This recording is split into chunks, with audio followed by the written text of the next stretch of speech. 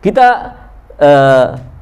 lanjutkan dengan bagian yang berikutnya ketika kita memohon kepada Allah Subhanahu wa taala agar Allah menganugerahkan kepada kita kesempatan untuk menuntut balas kematian Al-Husain, an yarzuqani talabasari ma'a imamin hudan, bersama imam pembawa hidayah.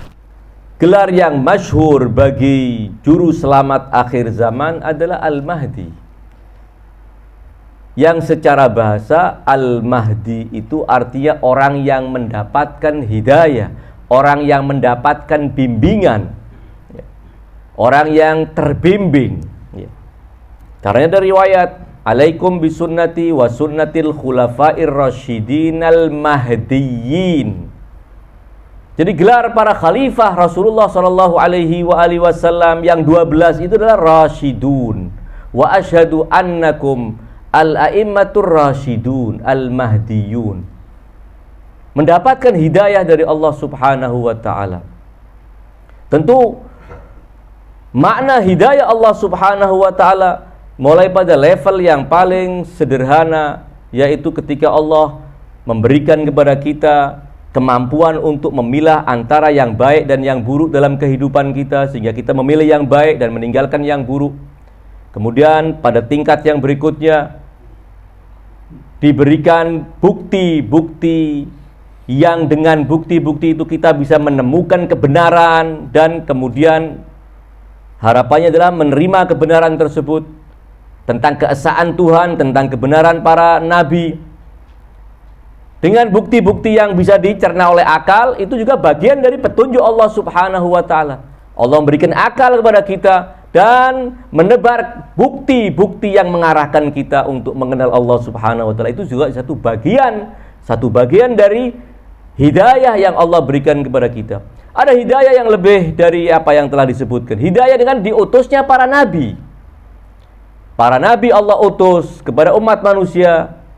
Agenda besarnya apa? Memberikan hidayah dalam arti bimbingan kepada apa-apa yang diridhoi oleh Allah Subhanahu wa taala agar kita amalkan, dan apa-apa yang dimurkai oleh Allah agar kita tinggalkan. Hidayah Allah Subhanahu wa taala. Ada hidayah yang lebih dari itu, yaitu diberikannya kekuatan pada batin kita, sehingga apapun yang kita saksikan, yang kita pikirkan, kita bisa pilah antara yang hak dan yang batil. Dan ini bagian dari pengetahuan yang Allah anugerahkan kepada kita, yang Allah sebut dalam banyak ayat sebagai nur, cahaya. Orang yang telah diberi hidayah oleh Allah adalah orang yang telah diberi cahaya tersebut. Dengan cahaya itu dia bisa melihat sesuatu yang kita melihatnya dengan remang-remang atau bahkan gelap. Bagi orang yang telah mendapatkan hidayah level keempat itu menjadi sesuatu yang gamblang, nyata. Buat kita mungkin masih harus memikir panjang, remang-remang, bahkan terjebak dalam kesimpulan dan penetapan sikap yang keliru. Namun buat si yang mendapatkan hidayah pada level keempat itu semuanya sudah gamblang.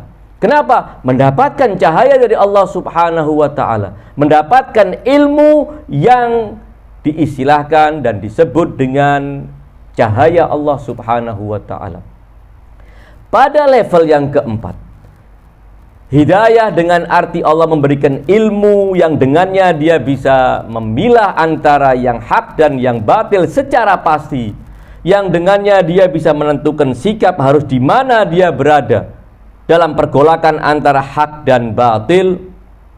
Maka melalui ilmu ini dia akan bergerak untuk memberikan bimbingan kepada orang lain, karena dia telah memahami total kebenaran, dan dia telah memahami dan mengetahui total kebatilan, sehingga tidak ada yang samar satu item pun dari kebenaran kecuali telah dia ketahui. Tidak ada satu bagian yang tersembunyi sekalipun dari kebatilan kecuali sudah dia ketahui. Berangkat dari itu, dia akan memberikan bimbingan kepada orang lain. Al-Mahdi adalah orang yang mendapatkan hidayah Allah Subhanahu wa ta'ala pada levelnya yang paling puncak. pada level yang paling tinggi, memberikan hidayah secara total kepada Al-Mahdi ajalallahu farajahu syarif. Sehingga bagi beliau tidak ada yang samar sedikit pun. Dan berdasarkan pengetahuan itu, beliau mendapatkan tugas dari Allah Subhanahu wa taala untuk membimbing kita. Sehingga Al-Mahdi adalah pribadi yang mendapatkan hidayah, namun pada waktu yang sama juga Al-Mahdi adalah yang memberi hidayah. Sementara dalam bahasa Arab, Al-Mahdi itu yang mendapatkan hidayah, sementara yang memberikan hidayah namanya Al-Hadi, si pemberi petunjuk, si pembimbing namanya Al-Hadi, bukan Al-Mahdi. Namun karena tidak bisa dipisahkan antara Al-Mahdi dan Al-Hadi, seperti tidak bisa dipisahkan antara Al-Mansur dan Nasir, maka kita menemukan dalam sebagian riwayat para imam suci Ahlul Bait ketika ditanya kenapa Imam Al-Qaim yang akan bangkit di akhir zaman itu digelari dengan Al-Mahdi. Sebagaimana juga nanti ada pertanyaan, kenapa Al-Mahdi digelari dengan Al-Qaim? Pengenalan kita, pemahaman kita tentang makna dari gelar-gelar para imam suci Ahlul Bait dan khususnya gelar Al-Mahdi ajalallahu farajahu syarif tentu akan menambah wawasan bagi kita yang dengannya itu makin memperkenalkan keagungan Al-Mahdi kepada kita. Dan melalui pemahaman yang kian utuh, yang makin utuh tentang Al-Mahdi, kebergantungan kita kepada Al-Mahdi, hubungan emosional kita kepada Al-Mahdi makin kokoh, makin kuat. Keinginan kita untuk menjadi bagian dari pengikut Al-Mahdi makin kuat. Sehingga bercita-cita untuk menjadi bagian dari pengikut Al-Mahdi rasa-rasanya sulit bisa difahami dengan benar apabila seorang tidak memiliki pengenalan yang benar tentang keagungan Al-Mahdi ajalallahu farajahu syarif. Saya akan bacakan beberapa riwayat yang menjelaskan hal itu. Riwayat-riwayat menyebutkan tentang kenapa Al-Mahdi atau kenapa Al-Qaim digelari dengan Al-Mahdi. Limada summiyal qaimu bil Mahdi. Kenapa Al-Qaim dinamai Al-Mahdi? Perhatikan, yang ditanyakan kenapa diberi nama Al-Mahdi, bukan diberi nama Al-Hadi, Al-Mahdi. Maka jawabannya li'annahu yahdi ila amrin qad dhallu anhu. Riwayat dalam kitab Al-Irsyad tulisan Asy-Syekhil Mufid rahmatullah alaih. Kenapa Al-Qaim dinamai Al-Mahdi? Maka jawabannya karena Al-Imam Al-Qaim akan membimbing umat manusia kepada sesuatu yang mereka tidak memahaminya, mereka tersesat dari menemukannya. Ada hal-hal yang akan dibongkar oleh Al-Mahdi ajalallahu farajahu syarif yang umat manusia terkaget-kaget. Ternyata itu adalah bagian inti dari Islam yang selama berabad-abad ternyata mereka tidak menganggapnya itu bagian dari Islam. Berarti ini makna apa? Makna Mahdi atau makna Hadi? Makna Hadi mestinya, ya. Yang memberikan petunjuk kepada sesuatu yang manusia tersesat jalan untuk memahami dan menemukannya. Berarti si pembimbing bukan yang si terbimbing, si Hadi bukan si Mahdi. Apakah jawaban ini kemudian tidak sesuai dengan pertanyaannya? Tentu tidak. Jawaban ini ingin mengatakan bahwa salah satu dari keistimewaan Al-Mahdi, orang yang telah mendapatkan hidayah dari Allah, tidak memonopoli hidayah untuk dirinya sendiri, namun kemudian petunjuk itu juga beliau berikan kepada orang lain. Riwayat yang lain disebutkan dalam kitab Ghaibah tulisan Asy-Syaikh Tusi rahmatullah alaih, ketika ditanya kenapa Al-Qaim dinamai Al-Mahdi, jawabannya li'annahu yahdi ila amrin khafi, karena dia yang akan membimbing umat manusia untuk mengetahui sesuatu yang samar, sesuatu yang tidak diketahui oleh umat manusia. Apapun, baik yang terkait dengan agama maupun yang terkait dengan hal-hal lain di luar agama. Al-Mahdi akan memberikan bimbingan sehingga umat manusia bisa mencapai puncak dalam pengetahuan baik tentang agama maupun pengetahuan-pengetahuan di luar urusan agama. Ini diantara yang disebutkan dalam riwayat tentang kenapa Al-Qaim dinamai dengan Al-Mahdi. Yang kita minta dalam doa ziarah tadi, ma'a imami hudan natikin bil haq. Kata natik tidak cuman yang mengucapkan, berkata-kata, tidak. Namun kata natoko dalam bahasa Arab adalah mengucapkan dengan jelas, tidak ada kesamaran, itu disebut dengan natoko. Kalau takallama boleh jadi orang ya takallam tapi omongannya tidak terlalu jelas. Baik karena tidak lantang maupun karena menggunakan bahasa-bahasa sandi sehingga tidak semua orang ngerti tentang apa yang dimaksud. Karena mungkin kondisi tertentu tidak mengizinkan dia harus berterus terang mengucapkan, maka dia menggunakan kalimat-kalimat yang bisa berbias maknanya sehingga dia aman dan selamat. Kalau nanti kira-kira maksud kamu begini, tidak, maksud saya yang itu. Berarti belum natoko baru yatakalam. Kalau natikin bil haq, dia mengucapkan dengan terang dan lantang dan jelas. Artinya di zaman Al-Imam Al-Mahdi tidak ada lagi yang namanya taqiyah, sesuatu yang harus beliau sembunyikan sebagaimana yang dialami oleh para pendahulu beliau. Salah satu dari hal yang kalau kita peka memikirkan dan merasakan, bagaimana antum bisa bayangkan para imam suci Ahlul Bait harus menyebut manusia-manusia durjana, penguasa Bani Umayyah, penguasa Bani Abbas, yang tidak semata merampas hak Ahlul Bait, namun memang orang-orang jahat, orang-orang bejat. Namun dengan terpaksa para imam menyebut mereka Amirul Mukminin. Apa? Kenapa demikian? Karena harus bertaqiyah menyebut mereka dengan Amirul Mukminin. Kenapa? Karena masyarakat menganggapnya si khalifah yang jahat dan zalim itu sebagai Amirul Mukminin. Tidak memanggilnya dengan Amirul Mukminin sama dengan artinya menantang, dan itu akan menjadikan mereka memiliki alasan yang cukup untuk menghabisi para imam suci Ahlul Bait.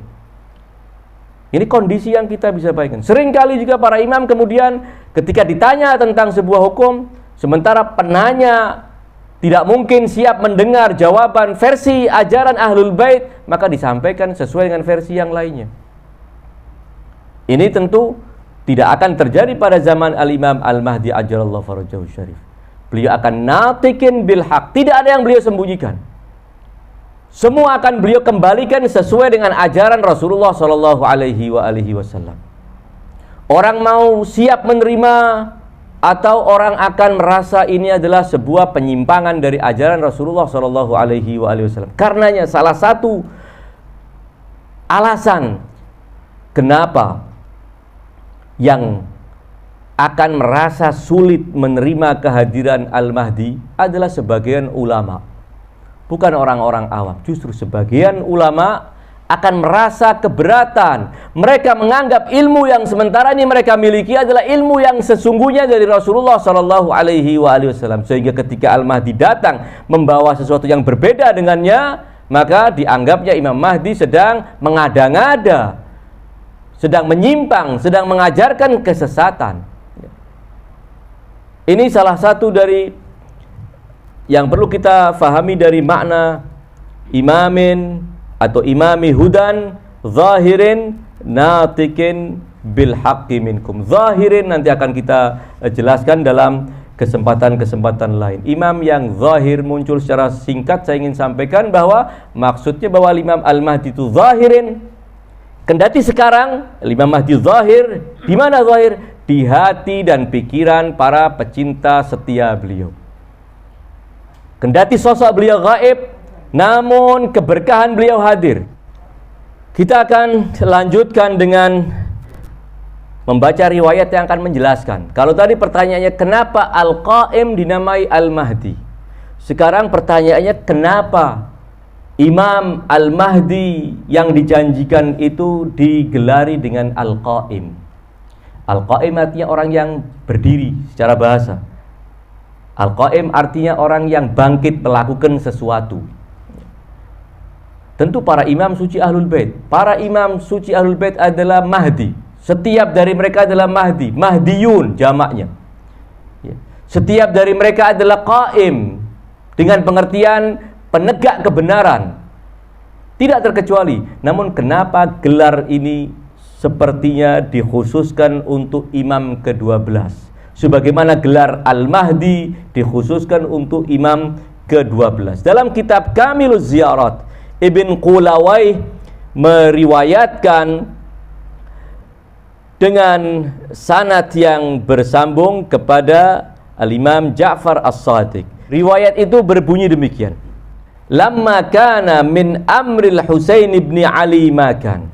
Ketika peristiwa yang dialami oleh Al-Husain terjadi, pembantaian kepada Al-Husain alaihi salam, Dajjatil malaikatu ilallahi ta'ala. Para malaikat kemudian protes sepertinya atas apa yang terjadi. Mereka menyampaikan kepada Allah subhanahu wa ta'ala dengan suara. Mereka bersama-sama menyuarakan kepada Allah subhanahu wa ta'ala, Ya Rab, yuf'alu hadha bil Husaini safiyyika wabni nabiyyik. Apakah kekejian itu diperlakukan oleh orang-orang itu terhadap Al-Husain, hamba pilihanmu, putra nabimu, tanpa ada pembalasan? Mereka melakukan kejahatan kepada Al-Husain, membantai Al-Husain, membantai keluarga Al-Husain, membantai para pengikut Al-Husain dengan cara yang keji. Semua kita tahu bagaimana perlakuan mereka. Ini sebuah kekejian yang sangat luar biasa. Kenapa tidak ada pembalasan yang spontan darimu? Maka fa'aqama lahum zillal qaimi alaihi salam. Maka Allah tampakkan bayangan sosok Al-Imam Al-Mahdi ajalallahu farajahu syarif di hadapan para malaikat. Setelah para malaikat melihat atas perintah Allah, saksikan bayangan sosok manusia yang sedang berdiri itu, Allah kemudian berfirman kepada para malaikat, bihadza antaqimu lahu min zalimihi. Dengan orang ini dari keturunan Al-Husain, aku akan membalas atas kematiannya dari orang-orang yang zalim.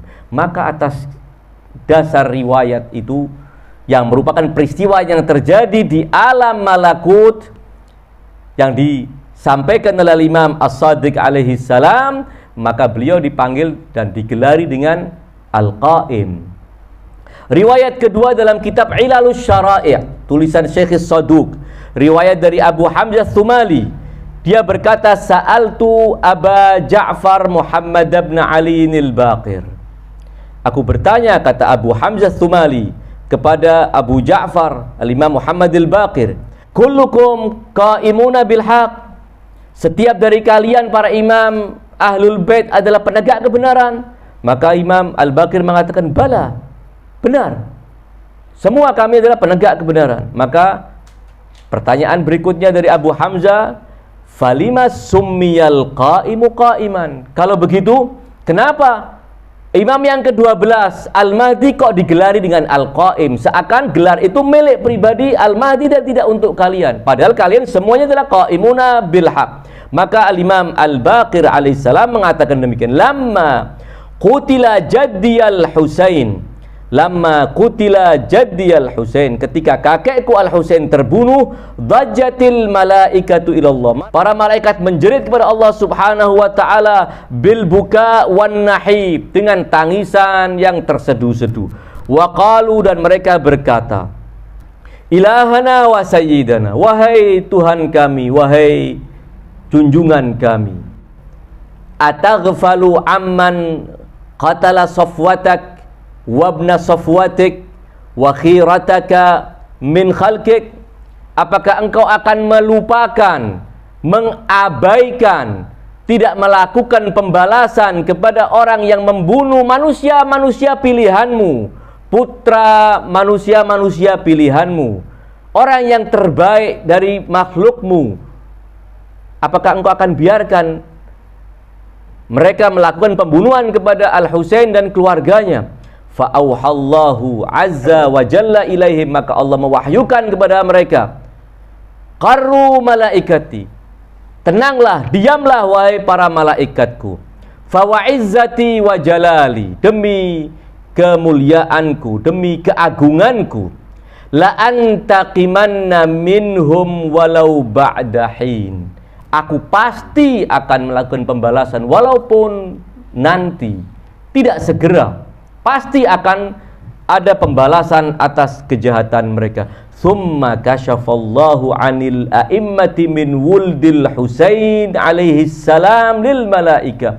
Kemudian Allah bukakan tabir sehingga para malaikat menyaksikan sosok para imam dari keturunan Al-Husain alaihissalam satu persatu ditampakkan oleh Allah kepada para malaikat. Fasurratil malaikatu bidzalik, maka para malaikat merasa bergembira dengan menyaksikan sosok-sosok manusia-manusia suci dari keturunan Al-Husain. Kemudian riwayat itu melanjutkan, faida ahaduhum qaimun yusalli, di antara para imam dari keturunan Al-Husain yang semuanya duduk, sementara satu saja yang berdiri dalam keadaan sholat. Kemudian Allah berkata kepada para malaikat, faqala Allahu azza wa jal bidzalikal qaimu antakimu minhum, dengan pribadi yang sedang berdiri menegakkan sholat itu, aku akan balas para pembunuh Al-Husain alaihi salam. Jadi ini salah satu dari rahasia penamaan Al-Mahdi dengan Al-Qaim, juga salah satu keterangan tentang kenapa beliau digelari dengan Al-Mahdi, kenapa beliau digelari dengan Al-Mansur, dan kenapa beliau digelari dengan Natiqin bil Haq. Semua dari gelaran-gelaran itu memiliki makna-makna yang akan menjelaskan satu bagian dari keagungan Al-Mahdi ajjalallahu farajahu syarif. Tentu selain apa yang sudah saya bacakan dari riwayat-riwayat yang dirangkum oleh para ulama Syiat Ahlul Bait alaihim afdhalus salati wassalam, masih banyak riwayat-riwayat yang menjelaskan sesuatu yang jauh lebih dalam dari apa yang sudah diutarakan. Mudah-mudahan pertemuan kita pada malam hari ini yang juga masih dalam rangka memperingati hari kelahiran Al-Imam Al-Mahdi ajjalallahu farajahu syarif, mudah-mudahan kita diberi taufik oleh Allah subhanahu wa ta'ala untuk menyiapkan diri, mempersiapkan diri, mempersiapkan jiwa kita, pikiran kita, hati kita untuk menjadi orang-orang yang istimewa, karena sekali lagi bahwa kebangkitan Al-Mahdi ajjalallahu farajahu syarif tidak akan didukung para pengikut beliau, tidak mungkin kecuali orang-orang yang telah sempurna dalam keimanannya, sempurna dalam akhlak mulianya, sempurna dalam penghambaannya kepada Allah subhanahu wa ta'ala. Sehingga permintaan kita ketika memohon kepada Allah, an yarzuqani talabathari, an yarzuqani talabatharika ma'a imamin hudan natikin bil haq ma imamin mansur, pada hakikatnya kita memohon kepada Allah agar kita dijadikan orang-orang yang beriman sempurna, berakhlak sempurna, dan sempurna juga dalam penghambaan kepada Allah subhanahu wa ta'ala. Mudah-mudahan dalam kesempatan-kesempatan yang akan datang kita akan coba urai apa saja yang kira-kira dibutuhkan sebagai seorang penanti Al-Mahdi yang benar-benar mendambakan untuk digabungkan bersama para pengikut dan pendukung Al-Mahdi ajjalallahu farajahu syarif. Rincian-rincian itu telah disebutkan dalam beberapa riwayat dari para imam suci Ahlul Bait. Hadza minni wa sallallahu ala khairi khalqihi ajma'in Muhammadin wa alihi thayyibin at-tahirin. Wa ghafarallahu lana wa lakum. Assalamu ala al-Husain wa ala Ali ibn al-Husain wa ala auladil Husain wa ala ashabil Husain. Wassalamualaikum warahmatullahi wabarakatuh.